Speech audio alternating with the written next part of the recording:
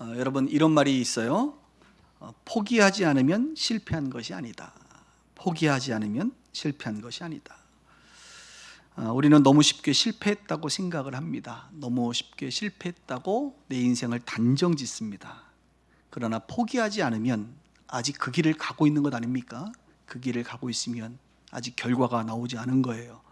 실패했다고 단정 지을 수 없는 겁니다. 실패라는 말을 사람들은 너무나도 쉽게 씁니다. 자기 자신을 실패자, 패배자로 낙인 찍으려고 스스로가 애를 씁니다. 이것이야말로 마귀가 가장 좋아할 만한 일이죠. 포기하지 않았으면 실패한 것이 아닙니다. 또 실수하고 넘어진다고 또 실패한 것이 아니에요. 실수하고 넘어진 것은 실수하고 넘어진 것이지 그것이 실패는 아닙니다. 우리는 실수할 수 있습니다. 넘어질 수 있습니다. 그렇다고 인생이 실패한 것은 아닙니다. 실수는 만회하면 됩니다. 넘어졌으면 다시 일어나서 달리면 됩니다. 실수했다고 넘어졌다고 실패로 낙인 찍지는 마십시오. 왜 이런 이야기를 하는가 하면 오늘 성경에 스스로 실패했다고 생각하여 사명을 포기하고 이제 자연인으로 돌아가려고 하는 한 사람이 등장합니다. 우리가 잘 알고 있는 베드로입니다. 오늘 우리가 읽은 본문 또한 너무나도 잘 아는 내용이죠. 베드로는 아는 것처럼 큰 실수를 했습니다. 예수님이 십자가를 지고 가시는 그 과정 속에 채찍을 맞으시고 신문을 당하시고 고통당하실 때 베드로는 예수님의 눈과 눈이 마주쳤음에도 불구하고 예수님을 3번 부인했지요. 심지어는 저주하며 부인했습니다. 그리고 닭이 울었을 때 그는 깨달았습니다. 내가 예수를 부인한 이 사건, 그리고 회개하게 되죠.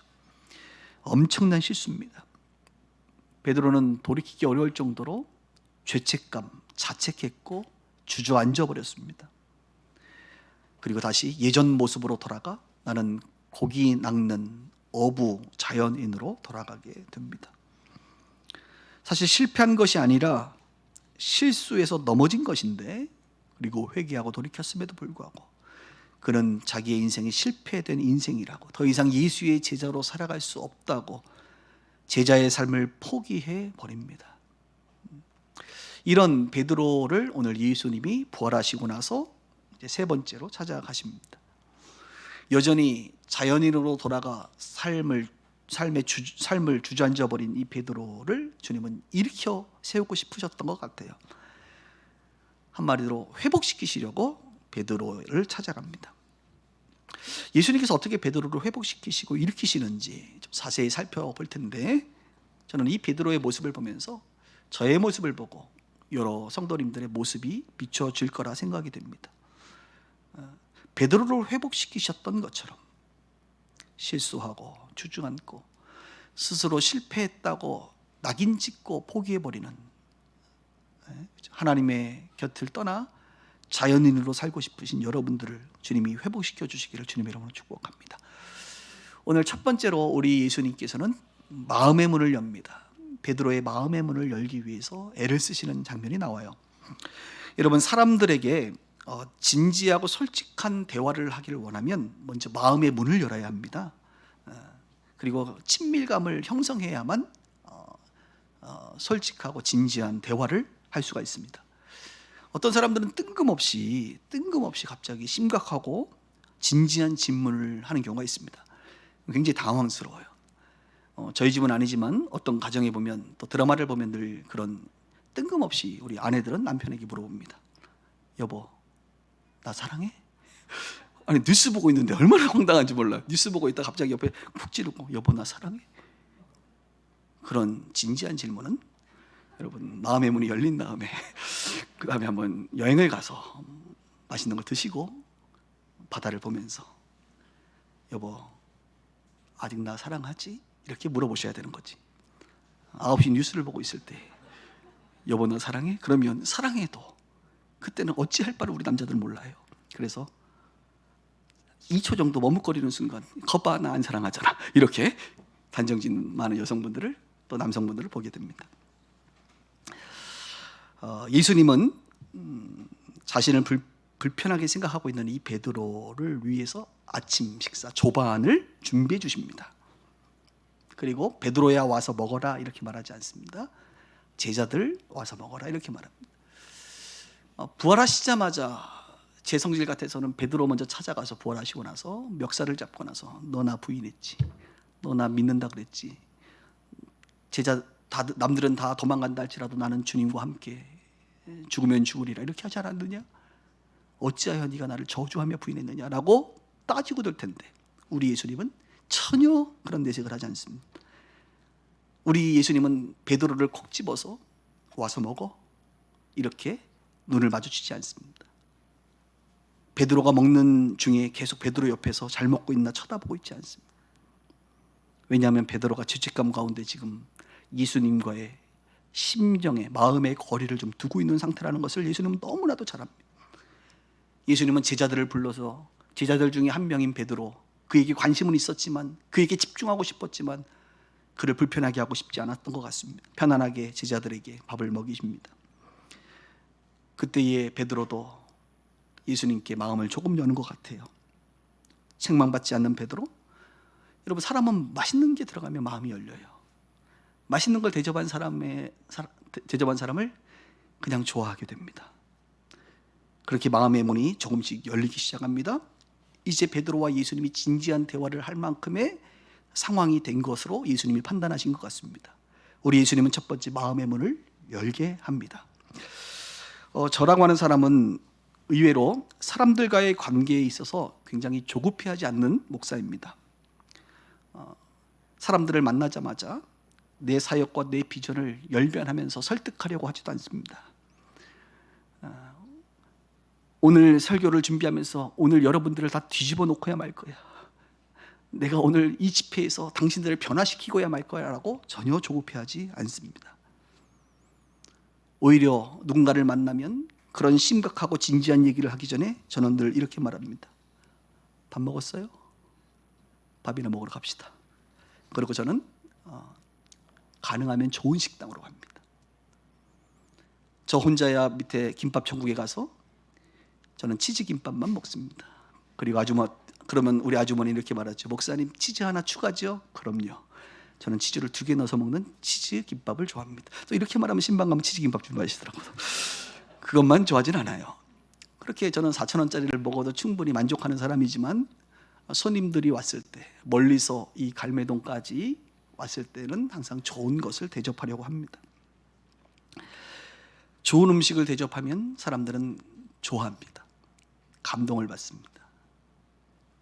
갈매동에서 가장 좋은 고깃집을 제가 고기 드시고 싶어요 그러면 다들 말하지 않아요. 왜? 고기는 비싸기 때문에. 그러면 가자라는 뜻이죠. 그들을 데리고 어딘지 말하지 않겠습니다. 갑니다. 그리고 저는 늘 가면 고기를 제가 직접 굽습니다. 군대에서부터 연대장님 앞에서 비계와 살코기를 2대1로 기가 막히게 자르는 훈련을 3년간 해왔기 때문에 저는 고기를 태우지 아니하고 잘 굽는 은사와 능력을 갖추었어요. 그래서 제가 고기를 구워서 늘 앞에 있는 분에게 올려놓습니다. 저하고 아마 식사하신 분들은 다 알 거예요.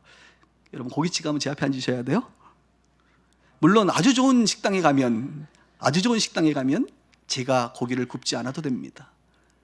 우리 이모님들이 고기를 굽습니다. 그러면 저는 여지없이 아메리칸 스타일로 10,000원짜리 한 장을 꺼내서 그분의 앞치마에 집어넣으며 고마워요 합니다. 이런 시간들이 지속되면서 제가 그 식당을 가는 순간 우리 이모님들은 저를 보자마자 인사와 함께 서로 눈치 싸움을 합니다. 내가 저 고기를 구워야 될 텐데. 왜냐하면 저 목사님은 늘 10,000원짜리 한 장에 팁을 주기 때문에 여러분, 제가 굉장한 VIP 대접을 받아요. 여러분, 10,000원을 아까워하지 마세요. 게장 추가요 하면 더 그냥 줍니다. 그 이상을 우리는 뽑아낼 수 있는 능력을 가지고 있기 때문에. 그러나 그런 고급 식당이 아니고서는 제가 대부분 고기를 굽습니다. 저하고 태릉 숯불갈비를 가신 분들은 오늘 예수님이 숯불에 생선을, 여러분, 숯불에 생선 굽는 게 쉽지 않아요. 양념 돼지갈비를 숯불에 굽는 게 쉽지 않습니다. 그것을 구워주는 것이죠. 그러면 사람들은 걱정합니다. 목사님은 언제 드세요? 그럼 저는 속으로 당신이 배부르고 나서 나중에 한 번에 다 먹을 것이다. 이런 마음으로 저는 기꺼이 고기를 구워서 늘 드립니다. 저는 이 사역이 굉장히 중요하다고 생각해요. 저는 예수님의 영성을 닮았기 때문에 숯불에 고기 굽는 것을 굉장히 즐겨합니다. 저는 이렇게 한국 신학교에 제안하고 싶어요. 모든 전도사들에게 고기 굽는 과정을 만들라. 그래서 이렇게 이 고기 굽는 얘기하면 제가 참 많은 얘기하고 싶은데 제 인생에 가장 충격적이고 감동받았을 때가 있어요. 제가 예전에 노원구 그 공릉역 앞에서 목회를 할 때 여기 오기 전에 어느 분의 소개를 받고 어느 남자분이 오셨는데 키가 한 186 정도 되시고 50대 중후반 되신 분이에요. 근데 이분이 와서 탁 앉아서 이제 잠깐 얘기를 하는데 삶이 굉장히 공고하고 힘들어 보이셔요. 그리고 무언가 이렇게 뭔가 좀 구제가 필요한 분이라는 것을 직감할 수 있었습니다. 그래서 역시 그분이 무언가 말을 하려고 하길래 제가 먼저 이렇게 말했죠. 혹시 선생님 식사를 하셨습니까? 그랬더니 아직 못했습니다. 그래서 바로 교회 앞에 길 건너에 청학골이라고 하는 유명한 돼지갈비집이 있습니다. 그래서 저는 그곳에 그분을 모시고 갔어요. 그리고 돼지갈비 3인분을 시켰습니다. 그리고 고기를 굽고 있는데 이분이 고기를 다 완전히 돼지고기는 다 구워야 되거든 제대로. 완전히 구워지기 전에 젓가락을 짚기 시작하는 거예요. 근데 한 점이 아니라 여러 점을 급하게 먹는 것을 제가 느낄 수 있었습니다. 직감적으로 눈치가 있으니까 이분이 식사를 제대로 못했구나. 그래서 제가 고기를 구워서 계속 그분 앞에 올려놓았습니다. 놀라운 것은 저를 전혀 신경 쓰지 않고 계속 드신다는 거예요. 진짜로. 그래서 저는 아예 작정했습니다. 그날 나는 안 먹으리라. 굽기도 전에 드시니까 공깃밥을 2그릇 드시고 고기를 계속 드시는데, 근데요 중간에 먹다가 이분이 울더라고. 울면서 드시더라고. 감동받은 것 같아. 자기 인생에 지금 이렇게 삶이 무너져 있는데 누군가 고기를 계속 구워서 편하게 드시라고, 계속 고기를 주고 있는 나를 보고 또 먹는 자신의 모습을 보면서 뭔가 만감이 교차했나 봐. 막 울더라고 이분이. 이 떡대가 이런 분이 막 울면서 밥을 먹는데 얼마나 제가 당황스러운지. 아이고. 여러분, 저는 별로 당황하지 않는 사람이에요. 여러분, 제가 얼마나 뻔뻔하냐면 저는 가끔 점심에 고기를 먹고 싶으면 그 청학골에 가서 이모님 돼지갈비 2인분이요. 그러면 쳐다봐요. 누구 또 오세요? 아니요, 저 혼자 왔어요. 여러분, 혼자 돼지갈비 2인분 구워서 혼자 먹는 게 쉬운 일이 아닙니다. 패밀리 레스토랑 여러분 혼자 가서 여러분 샐러드 바 그냥 먹어요. 이렇게 스테이크 시켜서 혼자 먹을 수 있나? 이게 쉽지 않은 거예요. 저는 그 정도로 뻔뻔한 사람이에요. 근데 그날은 굉장히 당황스럽더라고. 이분의 삶이 굉장히 힘들구나. 그래서 식사를 하고 교회 가서 이야기를 나눴던 기억이 납니다. 여러분, 이 먹는다는 것은, 함께 먹는다는 것은 서로 마음을 여는 것이, 우리 예수님께서 마음의 문을 두드리면서 내가 너에게 들어가 너와 더불어 먹고 마신다. 이 다 의미 있는 거예요. 초대교회는 원래 식탁 공동체였습니다. 그죠? 가족들이 집에서 어떻게 해서 서로 떡을 떼며 먹는 공동체가 초대교회였어요. 예수님도 제자들과 동고동락하면서 늘 드셨어요. 늘 먹고 마시고 하셨어요. 한국 교회가 예배 후에 점심을 같이 먹는 것은, 이것은 여러분 하나의 그냥 문화를 넘어 굉장히 성경적인, 이 먹는 과정에서 영적인 교제가 일어나고 주님의 그 연합의 기름 부음이 저는 흐른다고 생각해요. 그런 면에서 이 코로나 시대에 주일 점심 식사를 하지 못하는, 식탁 공동체를 이루지 못하고 있는 것을 매우 뼈아프게 생각하는 목사입니다. 지금 밑에서는 먹어도 되는데 교회에서 먹지 말라고 말하고 있는, 참아야지. 그런 안타까운 우리가 지금 시대를 살고 있는데요. 빨리 우리가 빛과 소금의 교회의 점심은 거의 호텔급으로 우리가 지금 준비하고 있기 때문에 빨리 먹는 날이 왔으면 좋겠지만 아직은 아쉽습니다. 예수님은 결국 이렇게 음식을 통하여 베드로의 마음을 연 것을 우리는 확인할 수 있습니다. 그를 향해 먼저 다가가시고 고기를 구워주시는 예수님의 모습을 보면서 우리가 좀 배울 필요가 있습니다. 이렇게 예수님은 첫 번째로 마음의 문을 열지요. 오늘 예배를 드리는 여러분들에게 오늘 설교를 하면서 제가 조금 재밌게 했지 않습니까? 제가 하나 기대하는 것은 여러분들의 마음이 좀 열렸으면 좋겠다, 이런 생각을 하게 된 겁니다. 두 번째로 예수님께서 마음의 문을 여시고 한 것은 뭐냐면 예수님에 대한 사랑을, 베드로의 그 사랑을 확인하셨습니다. 사랑을 확인하시는 작업이 들어갑니다. 우리가 읽은 본문에 보면 베드로에게 말하지요. 시몬의 아들아, 네가 나를 사랑하느냐? 다른 사람보다 나를 정말 사랑해? 정말 네가 나를 사랑해? 라고 3번 물으십니다. 예수님은 베드로가 자신을 사랑하지 않기 때문에 강요하는 것이 아니에요. 베드로가 예수님을 사랑하는 걸 예수님은 특별히 전지하신 분이기 때문에 알고 있습니다. 그래서 베드로도 말하잖아요. 근심하면서 내가 주님을 사랑하시는 줄 주님이 아시나이다. 주님이 아시잖아요. 이렇게 말을 하잖아요.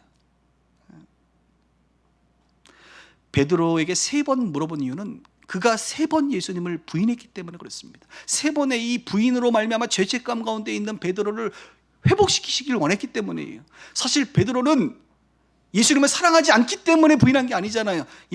베드로는 사람에 대한 두려움, 그 분위기 속에서 죽음에 대한 두려움이 순간 찾아와서 그는 실수했고 그는 공포와 두려움 속에 예수님을 부인했던 일이 있었던 것이죠. 그의 마음의 깊은 곳에는 예수님을 부활하신 예수님을 3번이나 만났지만 여전히 죄책감 가운데 아마 고통받고 있었을 것이라고 판단됩니다. 그리고 나는 자연인으로 돌아가리라 그는 결정한 것이죠. 예수님은 베드로의 이 죄책감을 해소시키시고 싶으셨던 거예요. 우리 하나님은 여러분들을 사랑하셔서 여러분들에게 있는 이 죄책감의 문제를 정말 해결하기를 원하세요. 예수 믿고도 여전히 죄책감 가운데 살아가고 있는 많은 사람들이 있습니다. 3번 부인한 베드로에게 3번의 고백을 듣게 함으로 이제는 죄책감으로부터 자유로워지기를 원하는 거예요. 우리들도 이 죄책감 때문에 예수님과 거리를 두고 있습니다. 마치 저는 베드로가 예수님과 밥 먹을 때 바로 옆에 붙어 있었을 거라고 생각하지 않아요. 다른 제자들이 붙어 있었을 거고 아마 좀 떨어져 있었을 것 같아요. 베드로는 자연스럽게 베드로는 예수님과 거리를 두고 있단 말입니다. 실패가 아니라 그냥 실수인데, 넘어진 건데, 마귀의 미혹에 내가 그냥 붙잡힌 것인데 그는 예수님과 거리두기를 하고 있다 이것입니다. 하나님과 거리두기를 하고 있다 이거예요. 영적인 방황을 하고 있다 이거예요. 우리도 마찬가지예요. 예수님은 저와 여러분들이 예수님을 사랑하는지 마음 깊은 곳에서부터 하나님에 대한, 주님에 대한 사랑이 있는 것을 알아요. 주님은 그것을 해결해 주기를 원하세요. 죄책감을 해결해서 주님과 탁 달라붙어서 네가 내 안에, 내가 너 안에 있기를 원하시는데 우리는 여전히 주님과 거리두기를 하고 있다 이거예요. 코로나 바이러스로 해야 될 그 거리두기를 우리 예수님과 거리두고 있다 이겁니다. 또 몸뚱아리는 교회에 나와 있어서 종교적 행위를 하고 사람들의 시선 때문에 내가 교회를 안 갈 수는 없지만 내 마음의 깊은, 내 마음의 영적인 상태는 여전히 하나님과 거리를 두고 영적 방황 가운데 있는 성도들이 얼마나 많은지 몰라요. 아마 이 자리에도 저는 있으리라 봅니다. 예수님은 아신단 말이에요, 여러분들을. 그리고 물어요. 네가 나를 사랑하지? 여러분, 사람들의 이 대화에서 가장 큰 적이 뭐냐면 추측 편향이라는 거예요. 추측 편향. 이 용어는 제가 만든 용어입니다. 확증 편향이라는 말은 여러분 들어보셨죠? 추측 편향. 그러니까 편향돼 있어 사람들. 근데 추측해서 편향하고 있다 이거예요. 무슨 말인고? 저 사람은 나를 이렇게 생각할 거야. 스스로 추측을 해. 근데 그게 맞느냐? 맞지 않아. 근데 스스로 잘못된 추측으로 편향돼 있는 거예요. 저 사람은 나를 싫어해. 저 사람은 나랑 안 맞아. 내가 이렇게 말하면 저 사람은 아마 이렇게 반응할 거야 라고 추측 편향돼 있다 이거예요. 이것이 사람들과의 관계에서, 대화에서 굉장히 큰 적입니다, 여러분. 잘못된 추측과 추측 편향은 오해를 불러일으킵니다. 여러분, 예수님 물론 아시는 분이었지만 예수님처럼 물어봐야 돼요. 진지한 질문을 해야 돼요. 베드로는 나를 부인했으니까 쟤는 나를 안 사랑할 거야. 베드로에게 믿음이 없어 라고 추측 결정을 할 것이 아니라 물어봐야 된다고요. 너 나 사랑하지? 다시 물어봐야 된다고. 그때 진솔한 답이 나오는 겁니다. 저는 부부 사이들이 멀어질 때가 좀 있어요. 우리가 살다 보면 부부 사이가 멀어지는 것 중에 가장 큰 원인이 뭐냐면 추측 편향이라고 저는 생각합니다. 이 사람하고 오래 살다 보니까 이 사람은 이런 사람이가, 그러니까 내가 이런 말하면 이 사람은 이렇게 생각하겠지라고 스스로 결정 짓는 거예요. 아닌데 지금 그런 마음이 아닐 수도 있잖아요.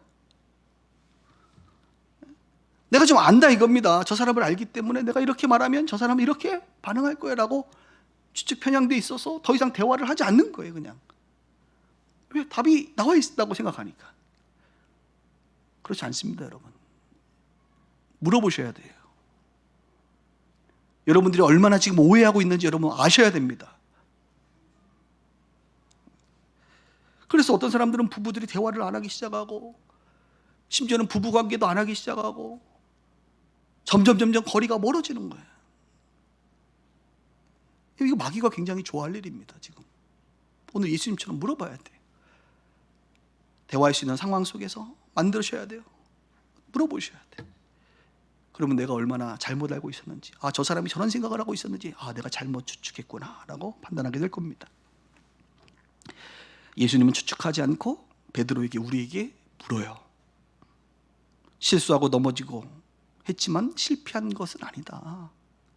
아니, 실패한 것처럼 느끼는 우리들에게 이제 사명 따위는 포기하고 그냥 자연인으로 돌아가 하나님을 떠나 탕자처럼 내 마음대로 살고 싶어하는 우리 안에 있는 이 본능을 가지고 있는 우리들에게 주님은 물어본다 이것입니다. 시몬아, 창령아, 너나 사랑하지? 여러분들에게 물어본단 말이에요. 시몬아, 너나 사랑하지? 나하고 지금 거리는 두고 있지만 너나 사랑하지 여전히? 시몬아, 너나 사랑하지? 너 정말 나 사랑하잖아 라고 3번 물으신다 이거예요. 그때 여러분 어떻게 대답하시고 싶으세요? 안 사랑하는 것 같아요 이렇게 대답하고 싶으세요? 아니잖아요. 예수님 사랑합니다. 내가 주님을 사랑하는 줄 주님이 아시잖아요. 이 베드로의 고백이 우리의 고백인 줄 저는 압니다. 그러면 주님은 이제 돌아와라, 이제 돌아와라, 이제 돌아와라, 이제 나와 함께 먹고 마시자, 내 안에, 내 말에, 내 사랑 안에 거하자, 내 손 잡자, 이렇게 말씀하시리라고 저는 믿습니다. 마음의 문을 열고 사랑을 확인한 후에 우리 예수님은 이제 카운터 펀치를 탁 날리죠. 그것은 바로 이제 일으켜 세우십니다. 사명을 재정립시키십니다. 사명을 재정립시켜요. 그래서 네가 나를 사랑하느냐? 그러면 뭐라고 대답해요? 예수님이 내 양을 먹이라, 내 어린 양을 치라, 양을 먹이라, 양을 치라 이렇게 말합니다. 목자 없이 유리방황하는 사람들이 너무 많거든요. 우리 예수님의 눈에는 정말 우리가 다 양들 아닙니까? 예수님의 눈에는 유리방황하는 양들이 너무 많아. 그러니까 베드로야, 내 양인데 내가 너에게 좀 맡길게. 나는 이제 승천하여 하늘로 가니까 이 땅에 있는 네가 좀 대신 내 양들을 맡아서 그들을 돌봐줘라, 그들을 좀 양육해줘라, 이것을 부탁하는 거예요. 이것이 곧 베드로의 사명이죠. 내가 목자장이 되어줄 테니까, 내가 힘과 능력을 줄 테니까 너는 목자가 되어 내 사랑하는 양들을 좀 잘 먹이고 잘 쳐줘라, 부탁하는 겁니다. 자연인으로 돌아가지 말고, 다시 고기 낚는 어부 되지 말고 사람 낚는 어부 계속, 원래 그거 하려고 우리 같이 살았잖아. 사람 낚는 어부 그거 하자 계속 부탁하는 거예요. 저는요, 참 목자이신 예수님이 우리 성도님들을, 여러분들을 얼마나 사랑하시는지를 제가 알아요. 아마 목사님들은 다 알 거예요. 왜냐하면 베드로와 같이 위임된 목자들이잖아요. 목회자들이 형편이 없어도 가끔 은혜의 통로로 하나님이 쓰시거든요. 왜 그런지 아세요? 여러분 때문에 그런 거예요. 여러분 때문에. 365일 담임 목사가 성령 충만할 수가 있나요? 아니거든요. 나도 죄 가운데 거할 때도 있고, 하나님과 거리 두고 싶을 때도 있고, 뭔가 나도 기도 안 하고 싶을 때도 있고, 나도 좀 내가 목사가 아니었으면 좋겠다. 그냥 나도 좀 한 1년만 좀 어디 좀 그냥 자연인으로 살다가 돌았으면 좋겠다. 근데 매주 와서 설교를 해야 되니 이거 얼마나 괴로워요, 여러분. 저도 여러분 그런 마음이 있단 말이에요, 솔직하게. 근데 내가 상태가 안 좋아도 때로는 능력이 나간단 말이야. 내가 상태가 안 좋아도 은혜를 받아. 그럴 땐 너무 괴로운 거예요. 그때 느끼는 거야. 야, 우리 하나님이 나와 전혀 상관없이 우리 성도들을 정말 사랑하는구나. 주님의 교회를 정말 사랑하는구나. 그렇지 않고 어떻게 이런 일이 가능하냔 말이에요. 그냥 이 자리에 때로는 버티고 있는 것만으로도 내가 할 일이구나, 이런 생각이 종종 든다 이겁니다. 그럴 때마다 제가 우리 성도들 사랑하시는 예수님의 사랑에 감격을 해요. 감격을. 여러분, 주님이 여러분 정말 사랑하세요. 아시기를 바랍니다. 이 내 양을 먹이라, 내 양을 치라는 말 속에는 사명이 담겨져 있죠. 베드로는 목회자 혹은 사도로 부름받아서 사람을 낚는 어부가 이제 됐지 않습니까? 그래서 양들을 먹이고 치는 게 그의 역할입니다. 그런데 이 역할은 베드로만이 아니라 우리 모두에게 주어진 보편적 사명이기도 해요. 그러니까 여러분들이 하나님께서 이제 여러분들이 목자가 되기를 원하십니다. 가정에서는 여러분 자녀가 있잖아요. 자녀의 목자가 누구예요? 여러분들이에요. 부모님들. 때로는 교회에서 연약한 성도들의 목자가 돼야 될 성도님들, 여러분들이 그 역할을 해야 되고요.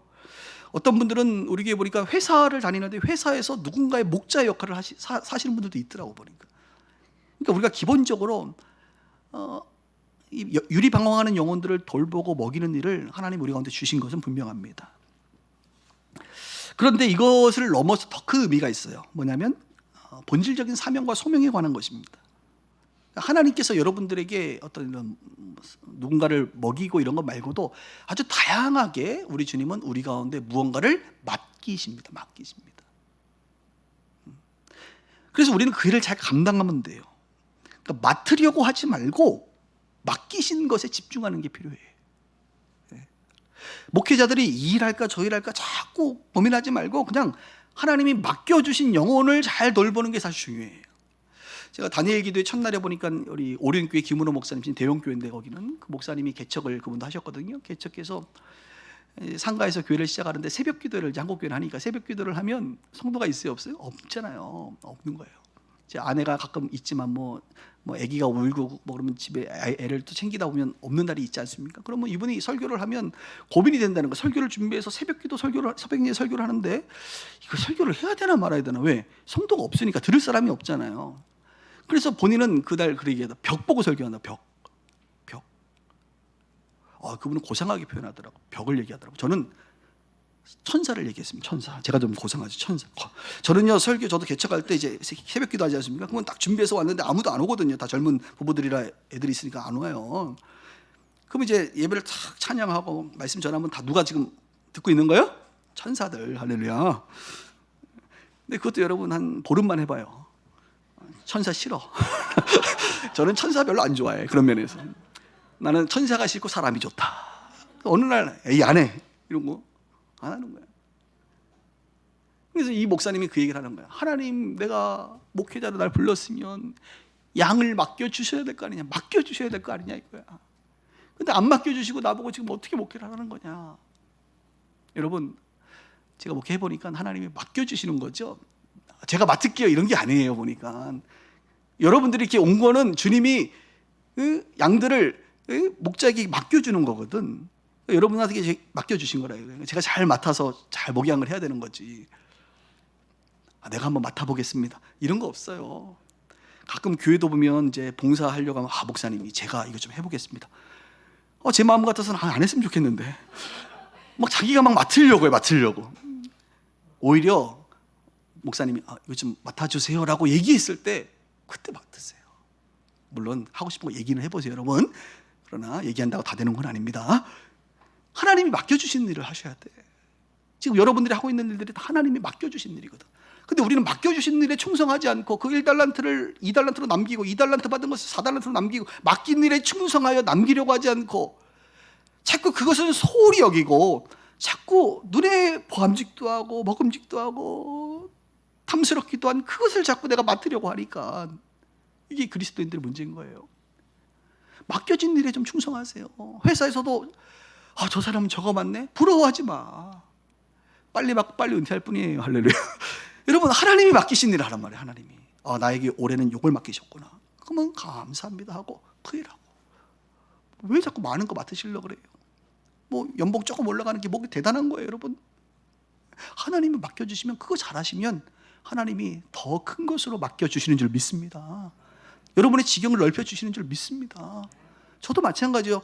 여러분들 맡겨줬는데 내가 제대로 목회를 못하는데 뭐 하나님이 더 보내시겠냐고. 말이 안 되잖아요 이게.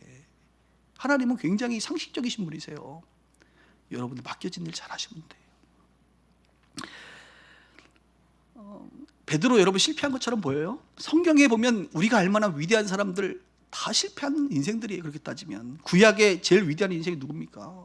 모세도 있고 모세도 반석 잘못 쳐가지고 또 실패했잖아요. 실패가 아니죠. 실수한 거지. 저는 엘리야를 보면서 베드로 같아요. 엘리야가 막 하늘에서 불이 내려오기 위해서 850대 1의 영적 싸움에서 승리했는데 이세벨이 한마디 한 거에 두려워가지고 광야 아무도 안 보이는 광야로 도망가서 로뎀나무 안에서 뭐라 그래? 주님 나를 죽여주세요. 야 850대 1의 그 자신감은 다 어디 갔고 나를 죽여주세요.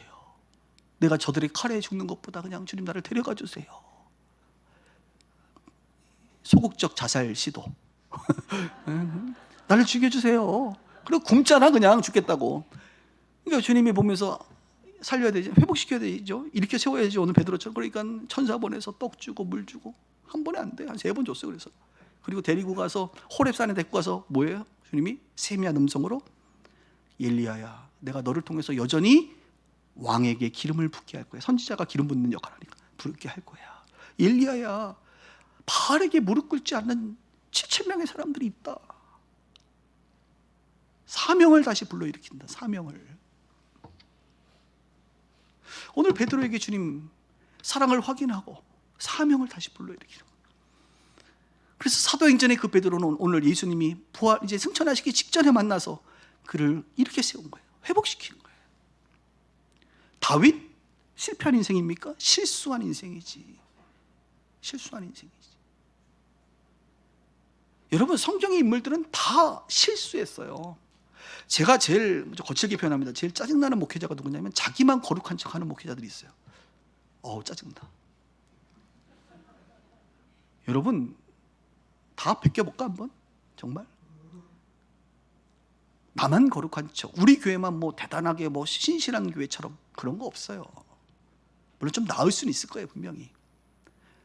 하나님 앞에 정직하게 서서 우리가 부끄럽지 않을 수 있나요? 우리 목회자들 사이에서 아주 안 좋은 그 이야기가 하나 있는데 10계명은 10계명이지만 11계명이 있다 그래. 11계명. 11계명이 뭔지 알아요? 걸리지만 마라. 이런 못된 말을 하고 산단 말이에요, 우리가 목회자들이. 걸리지만 마. 아니, 걸린 사람들만 다 욕먹고 있죠. 여러분, 주님은 다 아시잖아, 우리를. 우리가 안 걸려서 그렇지. 제가 안 걸려서 그렇지. 하나님이 나를 봐주셔서 그렇지. 그냥 제가 제일 좋아하는 말, 하나님이 나를 봐줘서 그렇다. 하나님이 안 봐주면요, 우리 다 여기 못 있습니다. 우리 부부들 다 같이 못 삽니다. 우리 자식들 볼 면목 없습니다. 여러분, 이게 우리란 말이에요. 누가 판단하냔 말이에요. 우리가 누구를, 우리도 죄인인데 누구를 판단해. 단지 예수님의 십자가와 보혈의 능력으로, 그 은혜로 우리가 하나님 앞에 담대히 나아갈 수 있고, 이렇게 설 수 있고, 이렇게 일할 수 있고, 이렇게 주님을 예배할 수 있는 거지. 아무도 하나님 앞에 율법으로 따져서 의인이라 칭함을 받는 사람이 없어요, 여러분. 동의하시나요? 네. 여러분, 실패 아닌 거예요. 실수. 죄책감으로부터 자유롭기를 바랍니다. 예수님이 여러분들의 죄책감의 문제를 해결하려고 대신 죽었단 말입니다. 그 예수님 붙잡고 일어나세요. 이제 영적 방황 끝냅시다. 하나님과 거리두기 그만하시고 돌아오세요. 다시 예배를 회복하세요. 다시 기도를 시작하세요. 그리고 주님이 주신 여러분들의 그 위대한 사명을 이루세요, 여러분. 혼자 하도록 외롭게 안 할 테니까 같이 갑시다, 그 길을. 우리 양희호 집사님이 하시는, 늘 찬양할 때 하시는 그 말로 마무리하겠습니다. 같이 갑시다. 기도하겠습니다.